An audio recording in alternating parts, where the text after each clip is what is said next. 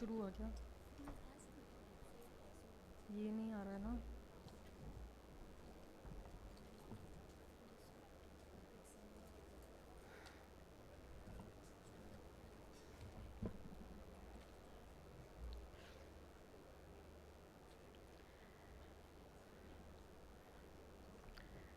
Good afternoon, everybody. Today I'll be talking on cross-linking protocols, which is best for my patient.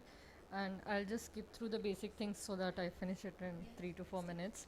So we all know that collagen cross-linking is mainly used for corneal ectatic diseases, and the current indications include corneal ectasias, infectious keratitis, low myopia, and even in bullous keratopathy, people have used it. This is the overview of the protocols that we can discuss. The Dresden is the standard protocol, the original one. Then we have accelerated, transepithelial, customized cross-linking, cross-linking extra, and PAC CXL, which is used for infectious keratitis. So first is the Dresden protocol, which we all are aware about, in which the epithelium is scraped, but it takes almost 1 hour because there's 30 minutes of soakage and 30 minutes of exposure. The average reduction in the MRSE is up to 1 diopter, and reduction in Kmax is shown to up to 2 diopters, but it has a lot of disadvantages like scarring, haze, and infection, and also significant post-operative pain. So coming to accelerated protocols, it is based on Bunsen-Rusko law, which states that a photochemical reaction is proportional to the total energy dose irrespective of the time. So which means that if we increase the intensity, we can reduce the irradiation time and still the surface dosage will be same. There are enough number of studies which have compared accelerated versus conventional protocols, and then the question comes, is faster protocol the better? So it has been shown that standard cross-linking, that is the Dresden protocol, has greater effect in terms of the reduction in the maximum keratometry values, but in terms of functional vision, accelerated and standardized protocols are almost the same. Then coming to transepithelial, it is particularly useful for thin corneas and advanced ectasias, where we need to preserve the epithelium to preserve that 50 microns of thing. But there are challenges with intact epithelium because riboflavin, being a high molecular weight molecule, it cannot penetrate intact epithelium. It's also hydrophilic, so we need substances like EDTA and benzalkonium chloride to kind of increase the permeability of the epithelium. So in this protocol, we soak the epithelium with riboflavin, which has penetration enhancers every 2 minutes, which causes epithelial loosening and improves the penetration of riboflavin into stroma, and then UV radiation is given. The advantages are that because the epithelium is intact, there is more patient comfort, less chance of infective keratitis postoperatively, and it has also been shown to reduce intraoperative corneal thinning.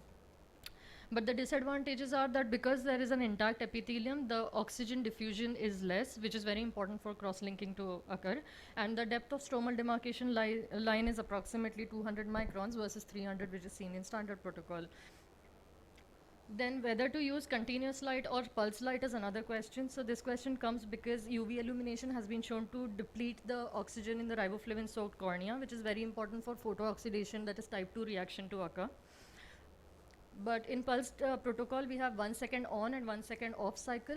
The total energy remains the same, but the total duration is double. And this is one study which showed that there was deeper stromal penetration as well of the riboflavin, but the functional outcome was same as the continuous therapy. So when it comes to protocols for progressive keratoconus, first we should see the thickness. If it is more than 400 microns, then epi of cross-linking can be done, whether Dresden or accelerated protocol. If the thickness is less than 400 microns, then either transepithelial cross-linking or epi of with hypoosmolar riboflavin solution. Then coming to customized cross-linking, the rationale behind customized cross-linking is that keratoconus is a localized disease which has been shown by Bruno microscopy and FEM finite element modeling. It has two patterns available. It can either be in sectoral pattern or concentric ring pattern, and the idea is to have maximum energy over the area of maximal thinning, which is around 15 joules per centimeter square, and as we go peripherally, the amount of energy delivered is reduced. And the central point in concentric ring is usually on the highest point on the posterior float according to the pentagram. And then coming to extra procedure, which is done in conjunction with the refractive procedures, which decrease the strength of cornea. Usually after refractive procedure, there is a chance of ectasia and also refractive regression. More susceptible people are the ones with high refractive error, those which have thicker flaps, and those undergoing recorrection procedures like repeat procedures. So after flap creation and laser ablation, the bed is soaked for around 60 to 90 seconds, and the riboflavin is washed off. And then the UV radiation is given at 30 to 45 milliwatts per centimeter square for 90 seconds. The idea is that the surface dose should be exactly half of what we use for keratoconus, so around 2.7. And lastly, PAC-CXL, it stands for photoactivated chromophore for infectious keratitis.